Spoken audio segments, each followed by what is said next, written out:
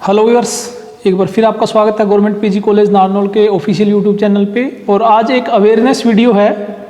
आज 16 सितंबर को हम वर्ल्ड ओजोन डे सेलिब्रेट करते हैं। वैसे तो ओजोन जो है वो हर किसी के लिए इम्पोर्टेंट है, बट बीइंग जियो साइंटिस्ट मुझे लगा कि we are near to this topic और इसके अवेयरनेस के ऊपर हमें बात करनी चाहिए।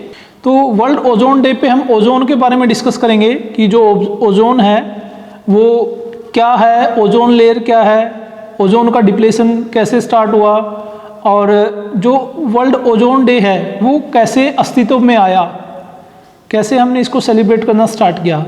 तो सबसे पहले स्टार्ट करते हैं ओजोन से। तो ओजोन क्या है? ओजोन एक मॉलिक्यूल है O3 जिसका फॉर्मूला है। तो ओजोन बेसिकली एक ऐसा मॉलिक्यूल जिसमें ऑक्सीजन के 3 एटम्स आपको देखने को मिलते हैं, उस गैसियस फॉर्म को हम ओजोन बोलते हैं। और ओजोन गैस जो है 1839 में डिस्कवर की गई ए स्विस केमिस्ट के द्वारा। और सेकंड जो पॉइंट अगर आता है, हम ये देखें कि इसकी इम्पोर्टेंस क्या है। जैसे हम एटमॉस्फेयर में देखते हैं अलग अलग टाइप की gases, oxygen, carbon dioxide, nitrogen, अलग अलग कंसंट्रेशन में अवेलेबल होती है। तो अगर हम ओजोन गैस देखें, हमारे एटमॉस्फेयर में 0.02% के अप्रोक्सीमेटली है, तो कोई ज़्यादा कंसंट्रेशन नहीं है। बट क्योंकि साइंस में रिसर्च होती रहती है, ऑब्जर्वेशंस होती रहती हैं, तो ओजोन लेयर डिटेक्ट की गई। ओजोन लेयर बेसिकली अगर हम देखें, एक हाई कंसंट्रेशन जहाँ पे ओजोन की मिलती है वो देखा गया कि एटमॉस्फेयर में, जैसे हम अलग अलग पार्ट देखते हैं, तो स्ट्रेटोस्फेयर जो पोर्शन है अर्थ एटमॉस्फेयर का, उसमें लगभग अगर हम अर्थ सरफेस से बात करें तो 15 to 35 किलोमीटर की हाइट के बीच में ओजोन की हाई कंसंट्रेशन पाई गई। हम कह सकते हैं कि ये 91% के अप्रोक्सीमेट ओजोन कंसंट्रेशन पाई गई, जिसको ओजोन लेयर कहा गया। अब यहाँ तक ठीक था। ओजोन लेयर इसको हम बोलते हैं, पहले ओजोन गैस थी, फिर ओजोन लेयर डिस्कवर हुई। लेटर ऑन ये पाया गया कि जो ये ओजोन लेयर है, इसका ये इम्पोर्टेंस है कि ये सन से आने वाली हार्मफुल अल्ट्रावायलेट रेडिएशंस को अब्जॉर्ब करती है। अप्रोक्सीमेटली 98% तक जो है एब्जॉर्ब कर लेती है। और ये जो अल्ट्रावायलेट रेडिएशन है जो सन से आती हैं, वो अर्थ के ऊपर लाइफ के लिए काफ़ी हार्मफुल है। इसमें पाया गया कि अगर हम देखें ह्यूमन बींग्स में जो है कैंसर और जेनेटिक डिसऑर्डर जैसे कंसिक्वेंसेस पाए गए हाई अगर अल्ट्रावायलेट के एक्सपोजर में हम आते हैं। और इवन एनिमल्स और प्लांट्स के ऊपर भी इसके हार्मफुल इफेक्ट पाए गए। तो ये पाया गया कि जो ओजोन लेयर है वो लाइफ के सस्टेन के लिए बहुत ज़रूरी है। अगर हम अर्थ पे लाइफ की बात करें तो उसके लिए बहुत ज़रूरी पाई गई। यहाँ तक ठीक था। ओजोन डिस्कवर हुई, ओजोन लेयर डिस्कवर हुई, और उसके बाद 1985 में ये देखा गया कि एक पर्टिकुलर लोकेशन पे, साउथ पोल पे, जो ओजोन की कंसंट्रेशन है वो थोड़ी डाइल्यूट पाई गई। एक पर्टिकुलर लोकेशन की बात की जा रही है, लिमिटेड एरिया में। तो वहाँ पे जब कंसंट्रेशन कम पाई गई तो ये देखा गया कि वहाँ पे कंसंट्रेशन कम है, बाकी अगर एटमॉस्फेयर में देखें उस हाइट पे कंसंट्रेशन अप्रोप्रिएट है। तो उसको ये कहा गया कि ये एक प्रकार से होल है, ओजोन में होल, ओजोन होल आपने सुना होगा। तो वो उसको ये कहा गया कि ये ओजोन होल है। और लेटर ऑन जब उस पर डिस्कवरी की गई कि उसका क्या कारण है, तो ये पाया गया कि जो ह्यूमन एक्टिविटीज़ हैं उसकी वजह से कुछ ऐसे सब्सटेंस निकलते हैं।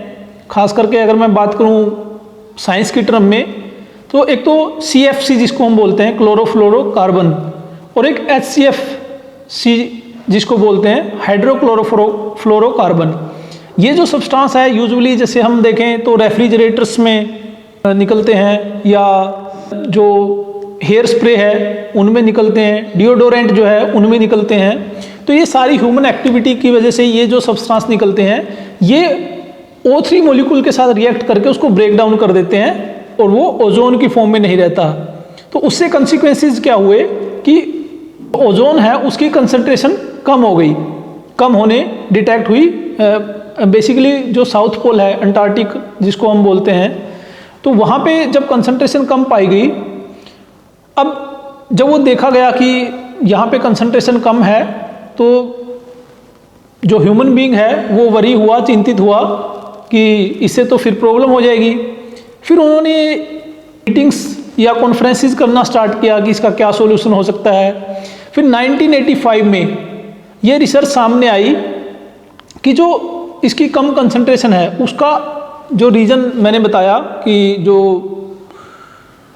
जो हार्मफुल सब्सटेंसेस है, क्लोरोफ्लोरोकार्बन या HCFC अगर हम देखें तो उसकी वजह से कंसंट्रेशन कम हुई है। तो ये देखा गया कि इसका कुछ ना कुछ सॉल्यूशन निकालना पड़ेगा।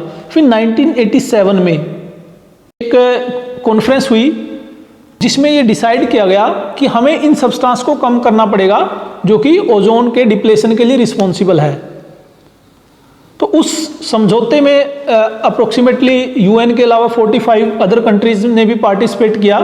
तो यहाँ पे एक समझौता हुआ जिसको हम जानते हैं मॉन्ट्रियल प्रोटोकॉल के नाम से, जो हुआ था 1987 में। तो 1987 में जब ये समझौता हुआ और वर्ल्ड के अलग अलग कंट्रीज़ इस चीज़ पे एग्री हुए कि हाँ ये एक सीरियस इशू है और इसको कम करना पड़ेगा हमें। भी कोई जैसे हम ग्लोबल वार्मिंग की बात करते हैं तो ऐसा जब कोई इशू आता है तो उस पर फिर बहुत सारी कॉन्फ्रेंसेस और रिसर्च होना स्टार्ट हो जाती है। फिर 1994 में जनरल असेंबली ऑफ UN ने ये डिसाइड किया कि ये एक सीरियस इशू है और इसके प्रति हमें लोगों को जागरूक करना पड़ेगा, आम आदमी को भी जागरूक करना पड़ेगा। तो इस पर्पज से दिसंबर 1994 में ये डिसाइड हुआ कि हम 16 सितंबर को जो वर्ल्ड ओजोन डे के नाम से हम डे सेलिब्रेट करेंगे और जिसका मकसद ये रहेगा कि हम ओजोन के बारे में सोसाइटी को, आम पब्लिक को हम अवेयर करेंगे ताकि जो हार्मफुल सब्सटेंस है उनके यूज़ को लोग कम करें और ओजोन लेयर जो है वो मेंटेन रहे। और उसके रिजल्ट्स भी सामने आए जिसके कारण जो है ओजोन लेयर जो दोबारा है उसमें हीलिंग स्टार्ट हो गई। वो दोबारा से जो होल था वो भरना स्टार्ट हुआ। और अभी ये सिचुएशन है कि जो ओजोन डिप्लेशन की हम बात करते हैं वो अभी रिकवरी फेज में है। तो इसके ऊपर अब ऐसा नहीं है कि हमें अब रिलैक्स हो जाना है, हमें अलर्ट रहना है, हमें इस पे और काम करना है ताकि हम ओजोन को एक जो इसका नेचुरल सिचुएशन थी उसमें ले आए और ये फर्दर कोई खतरा ना रहे ह्यूमन एग्जिस्टेंस के लिए। तो ये एक हिस्ट्री और इंटरेस्टिंग जो जर्नी है ओजोन डे की उसके बारे में हमने बात की। तो आपको लोगों को अवेयर करना है इस प्रॉब्लम के बारे में, ओजोन के बारे में।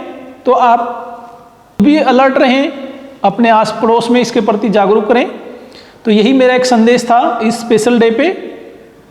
So thank you very much for watching this video. और इसी टाइप की अवेयरनेस संबंधी और एजुकेशनल वीडियोज़ के लिए आप इस चैनल के साथ बने रहिए।